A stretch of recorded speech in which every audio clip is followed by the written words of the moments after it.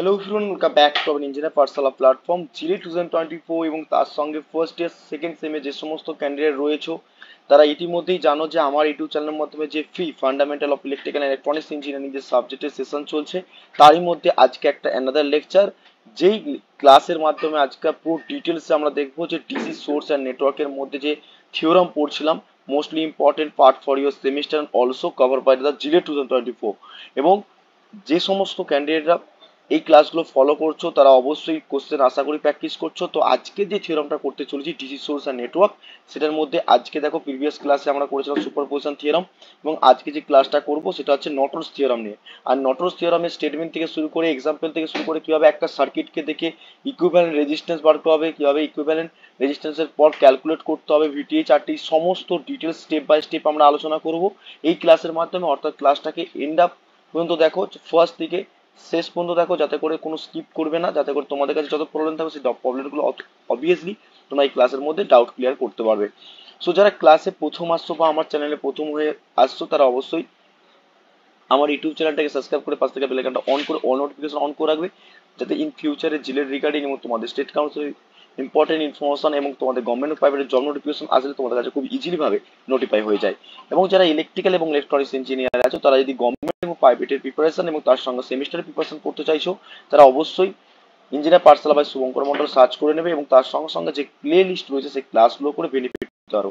এবং যারা এখনো জিলেট ক্যান্ডিডেট রয়েছে মক টেস্ট দাওনি, তারা অবশ্যই প্লে লিস্টে গিয়ে মক টেস্টগুলো করে আদার্স বেনিফিট তুলতে হবে।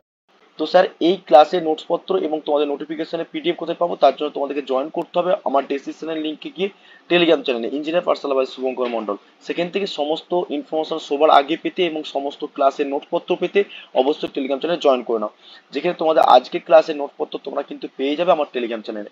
ওকে, সো চলো তাহলে স্টার্ট করি আজকের ক্লাস।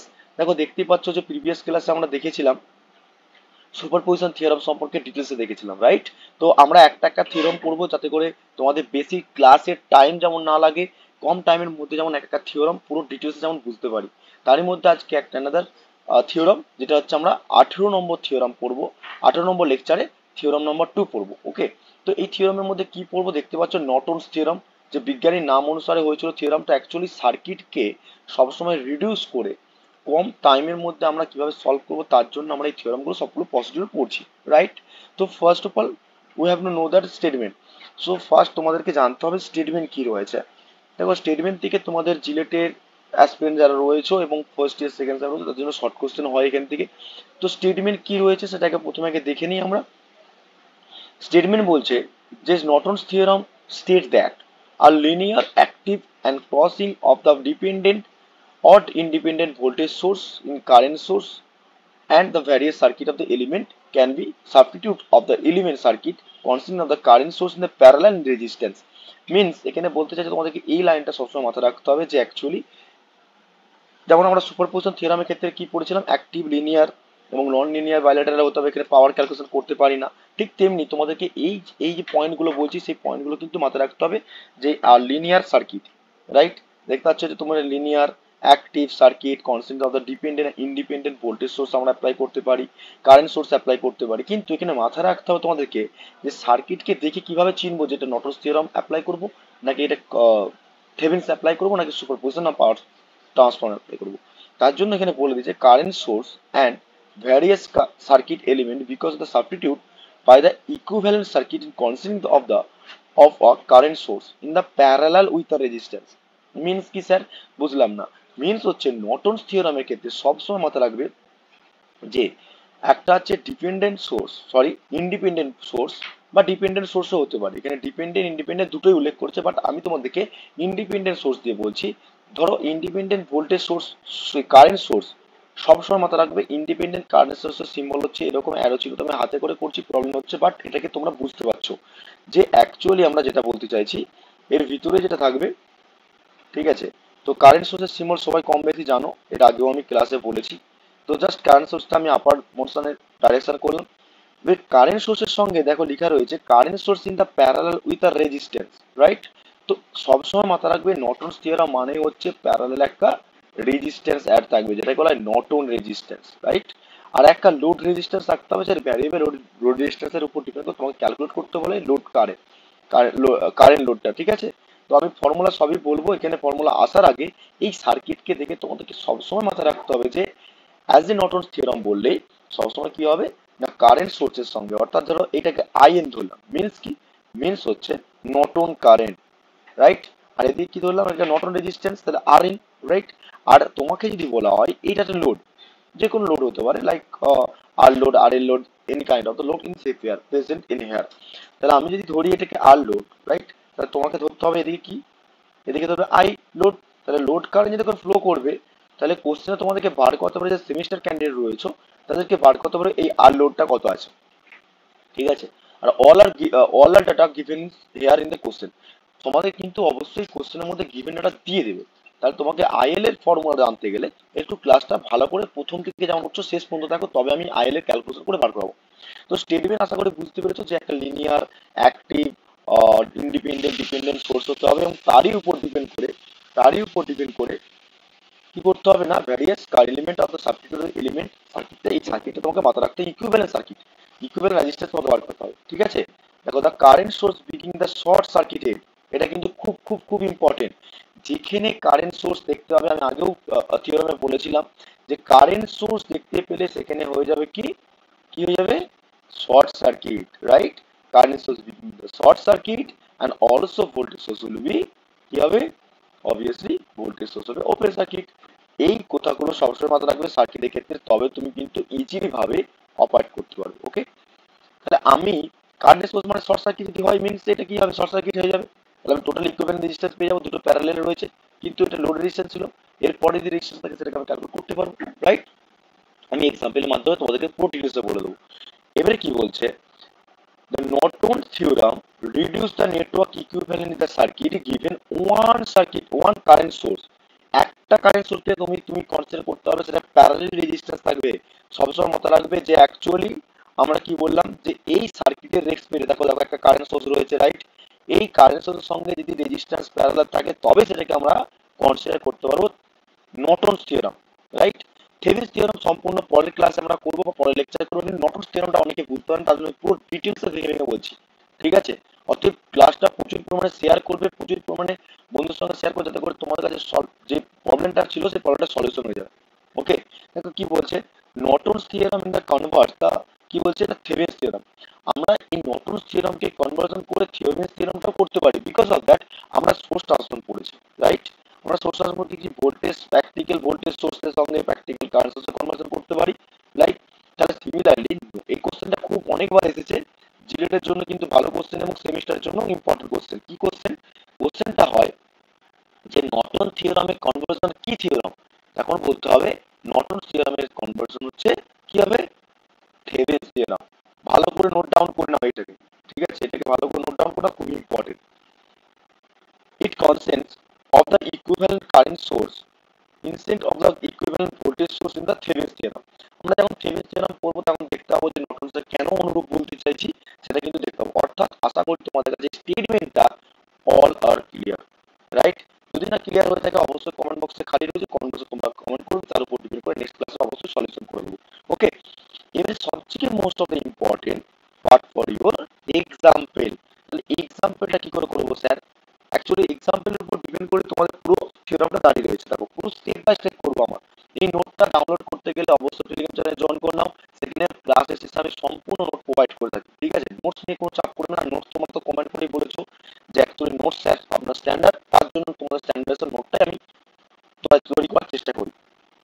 কি বলেছে কোশ্চেনে, to understand the Norton's theorem the detail, ঠিক আছে? Detail let us the concept the circuit diving diagram. তোমাকে একটা সার্কিট দিয়ে দিয়েছে, যেখানে তোমাকে সার্কিটের মধ্যে কি বলেছে, এলিমেন্ট দেখো, এলিমেন্টস মিন্স কি, একটা এলিমেন্ট, লাইক একটা এলিমেন্ট, চারটে রেজিস্ট্যান্স রয়েছে। এখানে দেখতে পাচ্ছ কিছুক্ষণ আগে ছবিটা এঁকেছিল আইএল, মিন্স হচ্ছে লোড কারেন্ট।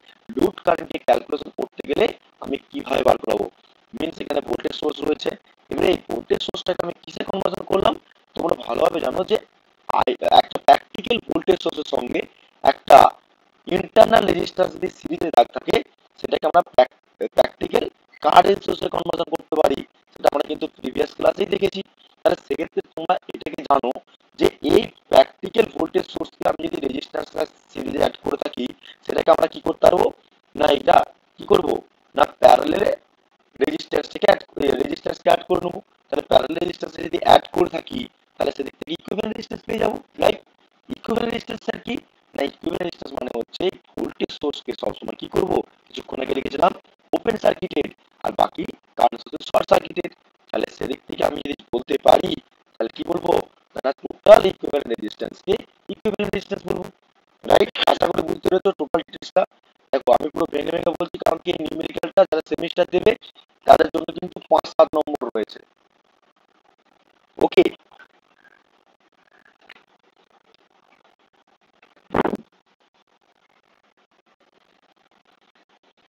ওকে। এবং যারা স্টেপ বাই স্টেপ করতে যাচ্ছ সেমিস্টারের বাদে গভর্নমেন্ট এক্সামের জন্য, তারা কিন্তু আইএসসি, এবারে দেখো আমরা বলেছিলাম, আমরা সবাই জানি যে ভোল্টেজ সোর্সের সঙ্গে রেজিস্ট্যান্স যদি সিরিজে একটা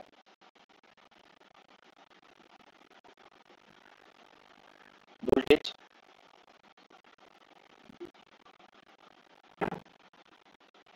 এন্ড রেজিস্ট্যান্স, এর ওহমস লর উপর ডিপেন্ড করে কি জানি আমরা, I equal to V by R, right? আমরা তাহলে প্র্যাকটিক্যাল ভোল্টেজ সোর্স থেকে কারেন্ট সোর্সে কনভার্ট করতে গেলে কি করবো, I equal to V by R. তাহলে দেখতে ভি বাই আর করতে গেলে কি হবে, এখানে V is given R total equivalent resistance পেয়ে গেছি। তাহলে দেখতে কি হবে, আইএসসি মানে হচ্ছে, সব সময় মাথায় রাখবে আইএসসি মানে হচ্ছে শর্ট সার্কিট কারেন্ট। কি বললাম, শর্ট সার্কিট কারেন্ট। প্রথমে যখন স্টেটমেন্ট পড়েছিলাম নর্টনস থিওরামের ক্ষেত্রে যে কারেন্ট সোর্স থাকলে সেটাকে আমাকে শর্ট সার্কিট করতে হবে, সেটা শর্ট সার্কিট কারেন্ট অথবা অর অর আই এন ও ধরতে পারো, মিন্স আই এন মানে নর্টন কারেন্ট। বুঝা গেল, বুঝা গেল কি বললাম? তাহলে সেদিক থেকে আমি কি বললাম না, এদিকে short circuit current and Norton's current ধরলাম। ইকুইভ্যালেন্ট রেজিস্ট্যান্স হচ্ছে, ইকুইভ্যালেন্ট রেজিস্ট্যান্স হচ্ছে, দেখো এইটা কিসে রয়েছে আমি যদি ওপেন করে দিই তাহলে এইটাকে আমি ধরবো লোড কারেন্ট, তাহলে আমার এদিকে কিসে রয়েছে, এদিকে কিসে রয়েছে প্যারালাল, আর প্যারালাল করতে গেলে সিরিজে করবো, দুটো কি ইকুইভ্যালেন্ট করবো সেটা আমি আসছি এক্ষুনি। তাহলে স্টেপ নাম্বার 1 এ কি করলাম, ফার্স্ট হচ্ছে দেখো in order to find the current source থেকে আমরা কনভার্সন করে নিলাম, অর্থাৎ ভোল্টেজ সোর্স থেকে কারেন্ট সোর্সে কনভার্সন করলাম ফার্স্ট স্টেজ। তাহলে কারেন্ট সোর্সে কনভার্সন করতে গেলে তাহলে আমি যদি আই এর বার করতে চাই, মিন্স কি বলতো, দেখো আমি পুরো ডিটেইলসে বলছি এখানে। এখানে যদি আই এর বলেছে না, আই এর মানে কি লোড কারেন্ট, আর আমরা সবাই ভালোভাবে জানি according to the current division rule, right? তাহলে কারেন্ট ডিভিশন রুল কি বলে, কারেন্ট ডিভিশন রুল আমি ক্লাসে বলে দিয়েছি, দুবার তিনবার বলেছি। তাহলে কারেন্ট ডিভিশন রুল মানে কি সিরিয়াল। তাহলে কারেন্ট ডিভিশন রুল বলে স্যার দুদিকে দুটো রেজিস্ট্যান্স রয়েছে, number 1 resistance, number 2 resistance, and sharing the current, the total current the given here IS IC বা IN, the total কারেন্ট যখন ফ্লো করবে স্যার এদিক থেকে একটা কারেন্ট ফ্লো করবে আর একটা কারেন্ট ফ্লো করবে এই ব্রাঞ্চের মধ্যে, রাইট? তাহলে দুটো কারেন্ট যদি ব্রাঞ্চের মধ্যে ফলো করে তাহলে we know that current division rule. তাহলে এদিক থেকে কারেন্ট যাচ্ছে, এদিকে ধরলাম I1, এদিকে ধরলাম I2, তাহলে I2 এর এখানে বলতে পারি IL, বলতে পারি কি বলতে হয় না IL, কারণ কারেন্ট ডিভিশন রুল কি করেছি, কারেন্ট ডিভিশন রুল স্যার পড়িয়েছিলেন যে অ্যাক্রসে কারেন্ট বার করতে হবে তার opposition resistance into total current by total resistance. তাহলে এখানে আর ইকুইভ্যালেন্ট R2 RL আছে, তাহলে আমি তো বলতেই পারি ISC হচ্ছে total current, yes or no?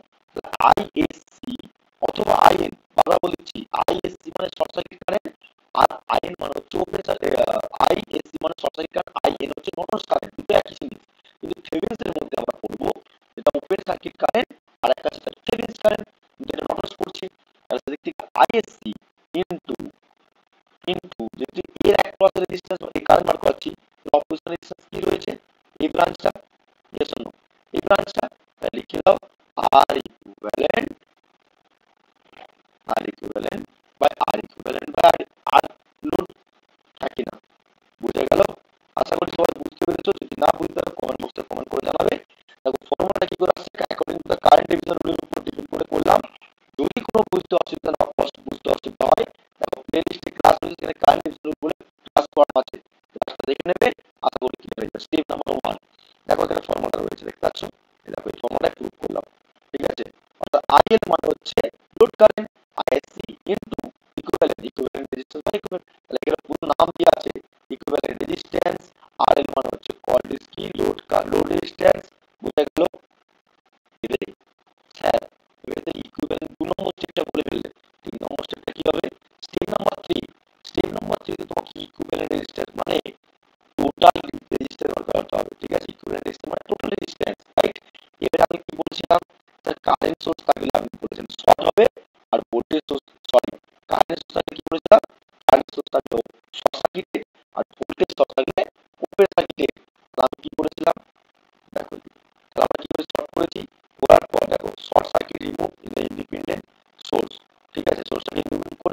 সার্কিটকে কি হলো আপনি শর্ট করেছে দেখতে পাচ্ছেন শর্ট করা আছে। বাকি এই রেজিস্ট্যান্স এন্ড এই রেজিস্ট্যান্স কি আছে সিরিজ না প্যারালাল কি করে দেখবে আমরা বলেছিলাম যে দিক থেকে দেখবে তার অপোজিশন থেকে চোখটা দেখতে বলছিলাম তাই তো। তাহলে অপোজিশন যদি হয় তো সাপোজ এদিকে ধরো এ এদিকে হচ্ছে বি, রাইট? তুমি এদিক থেকে চোখ নিয়ে দেখছো, এদিক থেকে চোখ নিয়ে যদি দেখো, এদিক থেকে চোখটা নিয়ে দেখো তাহলে কি হচ্ছে দেখতে পাচ্ছ? তাহলে এদিকে চোখটা নিয়ে দেখতে দেখতে এদিকে কারেন্টটা ঢুকছে ঢুকছে ঢুকছে তাহলে সিরিজ এদিকে একটা কারেন্ট যাবে, আবার এই কারেন্টটা আবার ডিভাইড হয়ে এদিকে চলে আসবে। তাহলে তোর R1 R3 is the parallel circuit। আমাদের দেখো প্যারালাল সার্কিট কি দেখো লেখা রয়েছে R1 R3 টা কি আছে প্যারালাল সিম্বল, এটা হচ্ছে parallel symbol, right? R1 into বলতে পারি তো R3 by R1 plus R3, এসব আমরা জানি প্যারালাল ফর্মুলা, সেটা তো ফর্মুলা এসব আমি যেগুলো বলেছিলাম দেখো ফর্মুলা লেখা আছে প্লাস সার্কিটটা কিরকম হবে, সার্কিটটা দেখো এরকম হয়ে যাবে, ঠিক আছে? এরকম হয়ে যাবে কারণ কি এইটা তো কি ছিল, এটা এই দুটো কি ছিল, দুটো প্যারালাল ছিল, প্যারালাল থেকে একটা নিয়ে চলে আসলাম, এরকম সার্কিটটা হবে। তাহলে বোথ কি হবে সিরিজ সার্কিট, সিরিজ সার্কিটের জন্য দেখো প্লাস করা আছে প্লাস, ঠিক আছে? এরকম করে তোমাকে ইকুইভ্যালেন্ট রেজিস্ট্যান্স বার করতে হবে। আর এটা হচ্ছে আর ইকুইভ্যালেন্ট রেজিস্ট্যান্সের ফর্মুলা, দুটো রেজিস্ট্যান্স প্যারালাল থাকলে। আশা করি বুঝা গেছে, এগুলো কমন জিনিস তোমরা বুঝতে পারছো যারা প্রথম রেগুলার ক্লাস করে থাকো, তারা আশা করি সম্পূর্ণ ডিটেলসে বুঝতে পারছো, কারণ আমি স্টেপ বাই স্টেপ সম্পূর্ণ আসছি, কোনো স্টেপ জাম্প করছি না। আমরা তোমরা বিগিনার তোমরা শিখছো, শিখার জন্য আমি, ঠিক আছে? তো এই ফর্মুলার উপর ডিপেন্ড করে আর ইকুইভ্যালেন্ট বেরিয়ে গেল। তাহলে এবারে 3 নম্বর স্টেপের পর আমরা এখানে 4 নম্বর স্টেপ 1 নম্বর স্টেপ ছিল, এটা 3 নম্বর স্টেপ চলে আসছে। 2 নম্বর স্টেপ উল্টো হয়ে গেছে, এটা চেক করবে। নেক্সট হচ্ছে দেখো 2 নম্বর স্টেপ হচ্ছে আইএসসি, মানে হচ্ছে কারেন্টটা ক্যালকুলেট করতে হবে। টোটাল কারেন্টটা তাহলে আমরা টোটাল কারেন্ট এক্সপেক্ট কি বার করব, আইএসসি বার করতে হবে, right? Short circuit current, short circuit current correct করা